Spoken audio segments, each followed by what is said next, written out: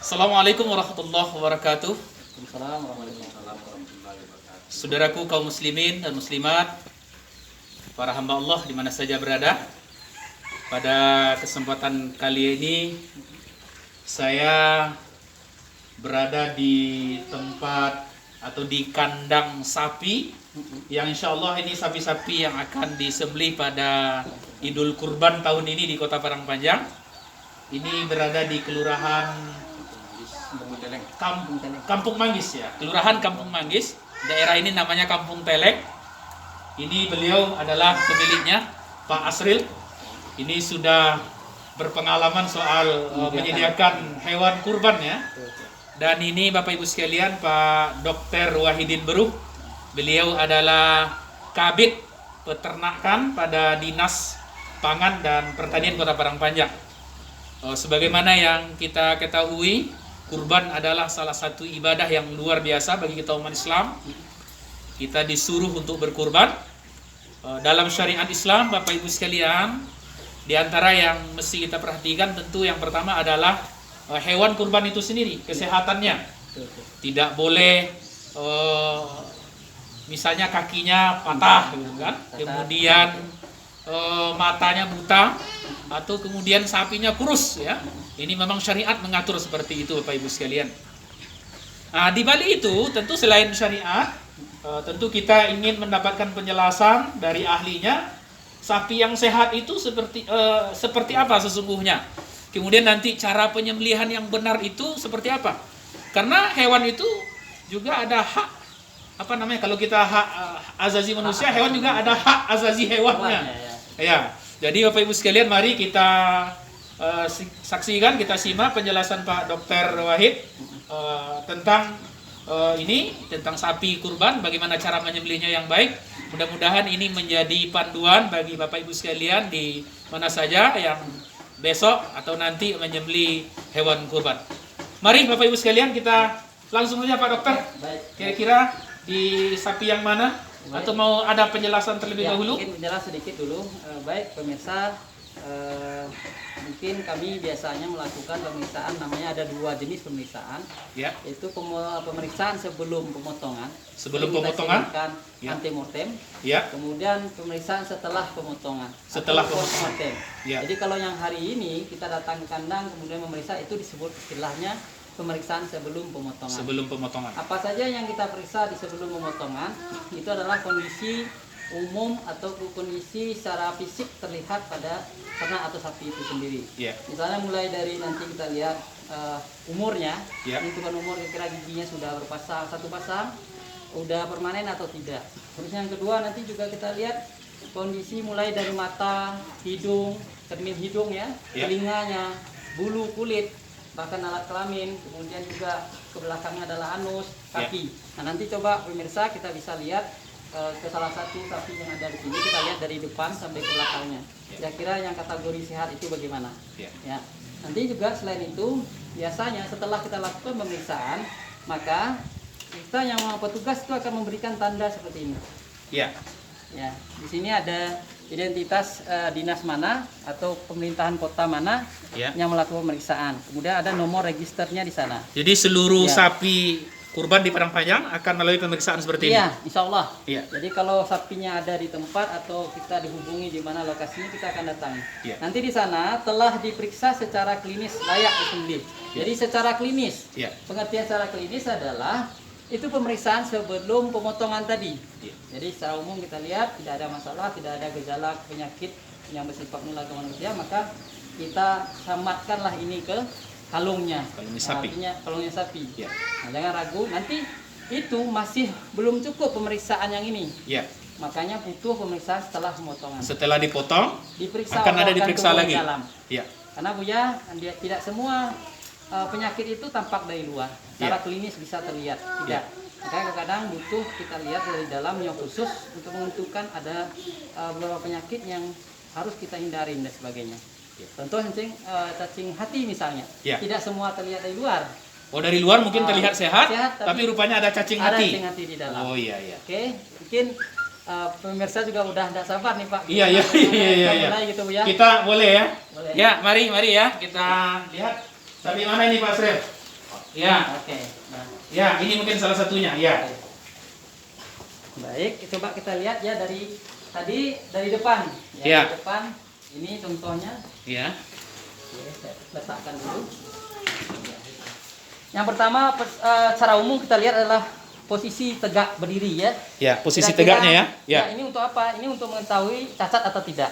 Ya. Ya, artinya kalau dia posisinya normal, simetris kalau bahasa kita, atau tidak, kakinya tidak patah, kakinya tidak cacat dan sebagainya, itu seperti ini mungkin kita bisa lihat tidak ada masalah ya, posisi dia berdiri oke saja ya. Artinya itu tidak ada yang cacat atau mungkin apa namanya infeksi di sendi. Ya. Nah, kalau kita ragu bisa bawa jalan dulu sedikit. Oh, dia jalannya normal misalnya ya seperti ini. Ya. Kita bawa jalan, kira-kira jalannya normal apa tidak. Oke. Nah, itu bisa menjadi contoh juga. Oh, ternyata tidak ada masalah. Oke, kemudian kita mulai dari depan. Oke, kita lihat ya. Misalnya mata. Kira-kira jernih enggak matanya ya?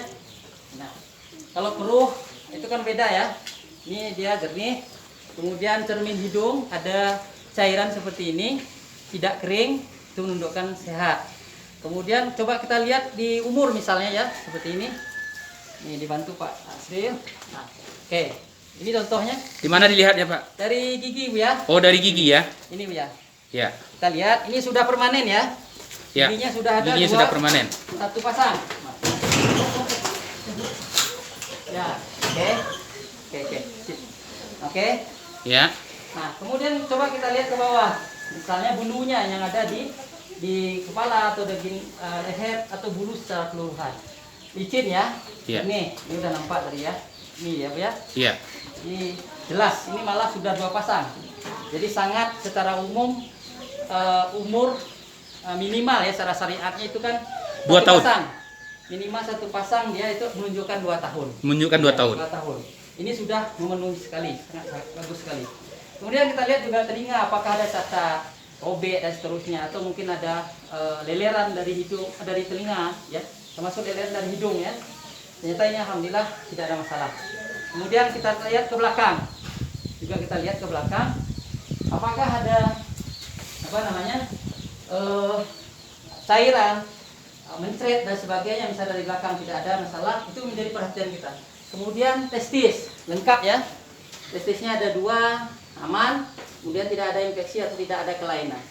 Nah, ini menunjukkan sapinya sangat layak secara klinis. Kita lihat dia oke. Jadi kesimpulan akhirnya nanti kita melihat ini bisa untuk disembelih. Nah, tambah lagi mungkin pernapasan tadi ya, saya lupa menyampaikan. Kira-kira pernapasannya gimana? Normal, ngos-ngosan kalau bahasa kita sekarang.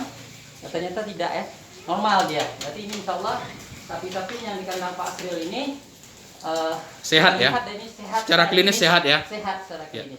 Dan memenuhi syarat.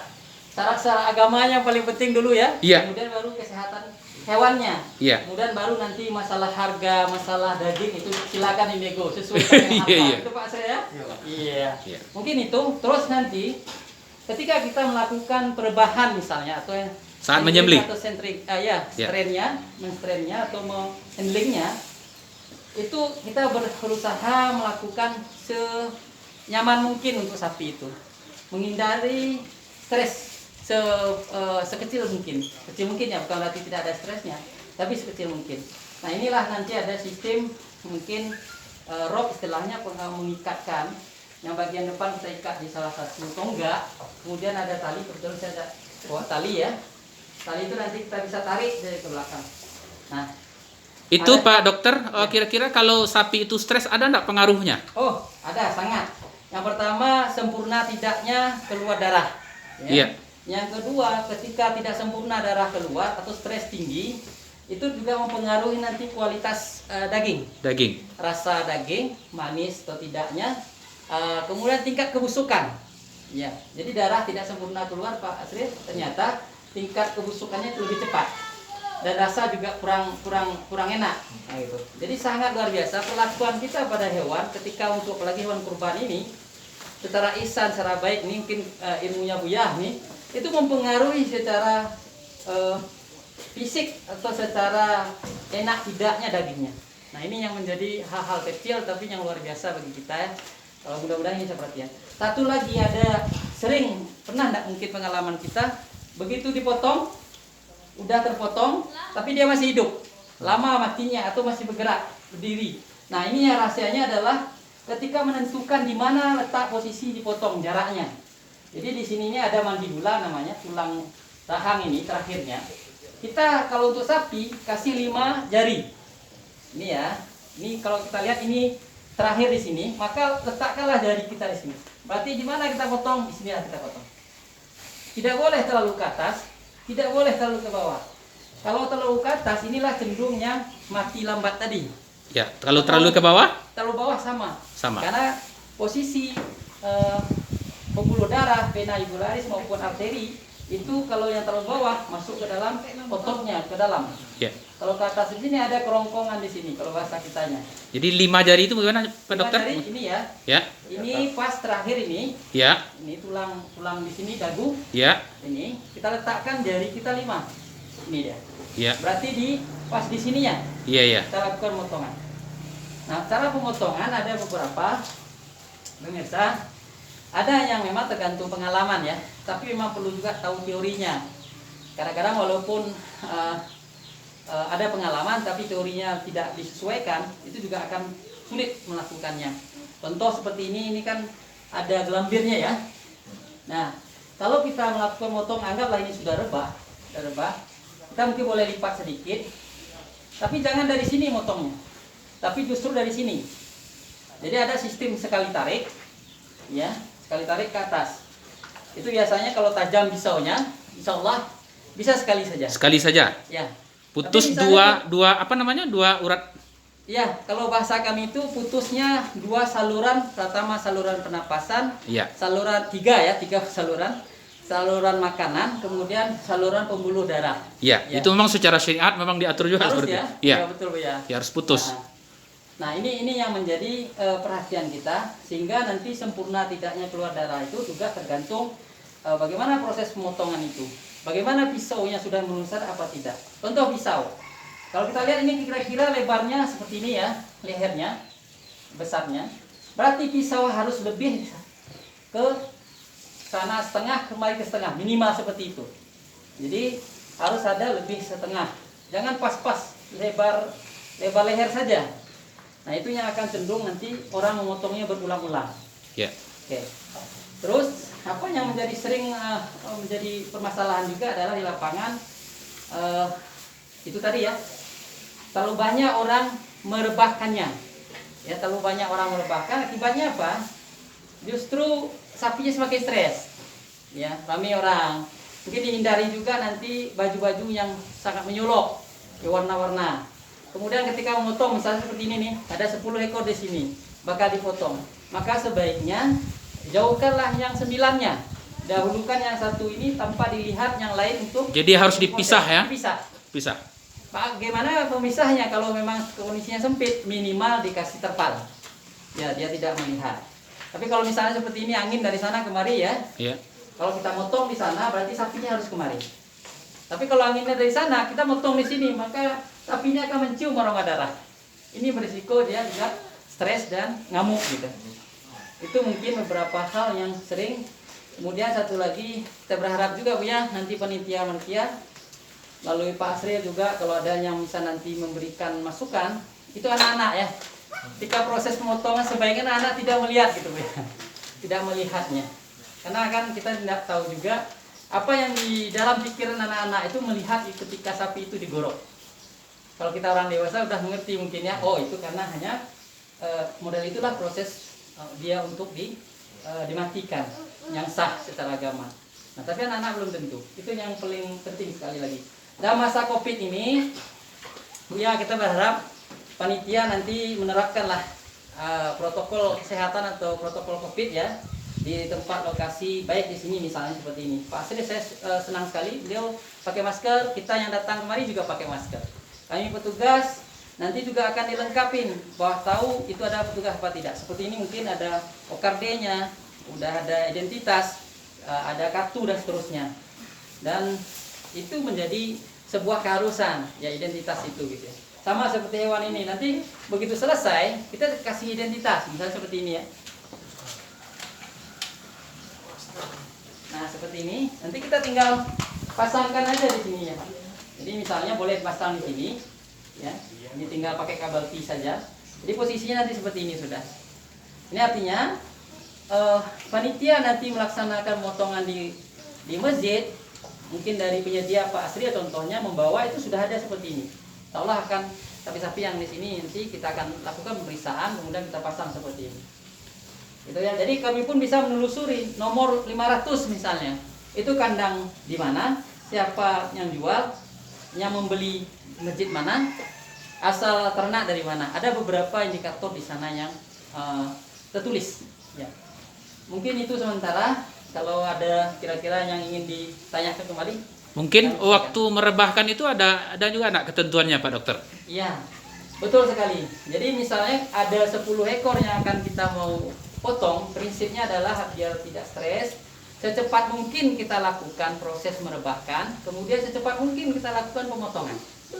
Jangan sampai misalnya ini 10 ekor, kita rebahkan 10-10-nya, kemudian tunggu masing-masing 7 orang datang, memegang atau mendekati, sampai akhirnya dipotong itu mungkin yang terakhir sudah lebih dari 30 menit menunggu untuk giliran dipotong. Iya, karena memang faktanya memang itu. Dihindari. Iya, dihindari ya. Dihindari. Jadi direbahkan sapinya, ya. Kemudian secepat mungkin dipotong, Betul, kemudian baru giliran yang lain. Betul sekali. Jadi jangan direbahkan dulu semuanya, ya. Baru dipotong. Bisa saja direbahkan semua, tapi proses pemotongannya jangan satu orang.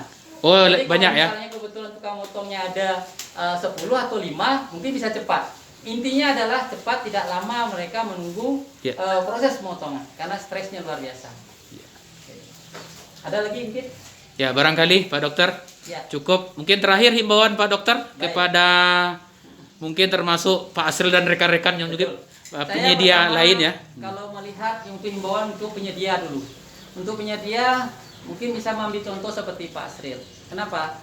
Beliau dari awal memilih sapi itu minimal sudah memenuhi syarat dulu secara agamanya dan syarat secara kesehatan hewannya.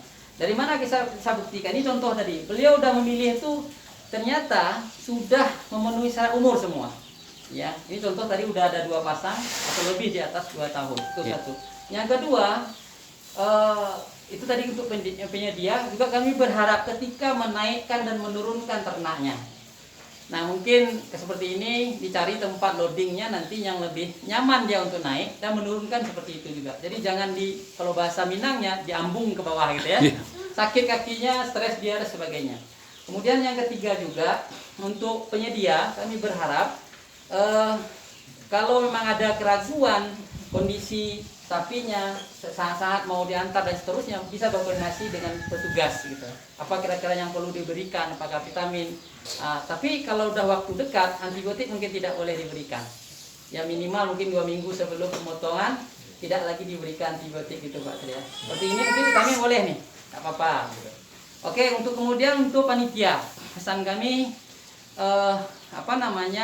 perlu dibentuk tim di panitia itu siapa yang nantinya rebahkan, siapa yang akan mencuci jeroannya, siapa yang akan motong-motong dagingnya, kemudian masukkan kemasan, kemudian mendistribusikannya. Karena ini masa COVID, jadi kita butuh tim yang sudah dipilah-pilah, sehingga mungkin kita bisa jaga jarak, bisa pakai masker, bisa dilaksanakan protokol kesehatan saat ini gitu. Kemudian bagi kita yang berkorban sendiri, janganlah langsung mengomentari ketika kurang kecil. Ini tidak wajar, kami menyumbang sekian, terlalu kecil. Bukan itunya, yang utama adalah seperti sampaikan tadi, ini nilainya ibadah ya Bu ya? Ya. Ibadahnya dikejar, memenuhi syarat secara agama, memenuhi syarat secara kesehatan hewannya, baru menyesuaikan. Dana kita itu adalah menyesuaikan. Ya tidak mungkin juga misalnya model Pak Asril terlalu jauh ngambil, tidak, itu wajar saja. Beliau juga ngambil keuntungan wajar gitu. Contoh ini mungkin katakanlah ini 100 kilo dagingnya, ya berapa kira-kira wajarnya harganya? Itu pasti beliau juga sudah menghitung seperti itu. Silakanlah nego dengan itu. Mungkin itu pesan kita termasuk untuk petugas. Kalau panitia ragu memilih menentukan kesehatannya, umur dan seterusnya, kami bersedia dihubungi. Ya, dari Dinas Pangan dan Pertanian petugas insya Allah akan siap Dalam waktu dekat ini juga kita akan pantau ke kandang-kandang seperti Pak Asri punya ini, dan ke masjid untuk mencari data mana saja yang sudah ada sapinya. Maka ketika sudah ada sapi, kami akan melakukan pemeriksaan antemortemnya. Demikian saja Bapak Ibu sekalian, di mana saja berada, mudah-mudahan penjelasan yang beliau sampaikan tadi bisa kita pahami. Dan kalau masih ada di antara Bapak Ibu di mana saja yang mungkin masih ragu, bisa datang ke kantor ya Pak ya? Insyaallah. Boleh. Jadi biasanya setiap tahun kalau tidak COVID ini biasanya dikumpulkan ini. Iya. Tapi karena COVID jadi memang lebih banyak sosialisasinya secara online, virtual dan sebagainya. Demikian saja saya Ustadz Jasriman Caniago, Pak Dr. Wahidin Baru, Pak Asril dari Kelurahan Kampung Manggis, Kota Padang Panjang. Terima kasih. Assalamualaikum warahmatullahi wabarakatuh.